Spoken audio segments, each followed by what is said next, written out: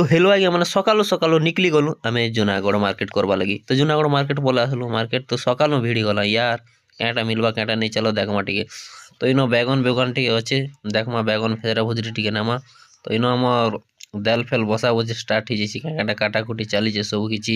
ଦେଖି ପାରୁଥ ଆମର ଦା ଗୋଟେ ପୁରା ୟୁନିକ୍ ଷ୍ଟାଇଲ ଦି କୁବି କିଛି ଚନ୍ନି କୋନା ଜାନ୍ତା ଷ୍ଟାଇଲ ଦି କିଛି ଚନ୍ ଯେ ତ ତାପରେ ଇନ ପନିର ପୁନାର କାଟାକୁଟି ଚାଲିଛି ପନିର ବି ମିକ୍ସ ବା ତରକାରୀ ତି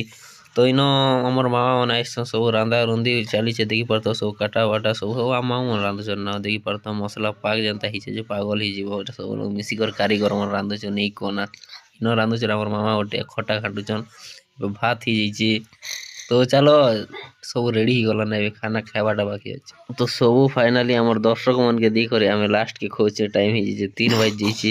ଏବେ ଆମେ ଖାନା ଖୋଜେ ପୁରା ଖାନା ଟିକେ 1 ନମ୍ବର ଲାଗୁଛି ମସ୍ତ ଆମେ ବନେଇଛୁ ଆର ଇନ ଲାଷ୍ଟ କେ ଖେଡା ଲଗି ଲଗି ଖୋଜେ ଦେଖି ପାରୁଥ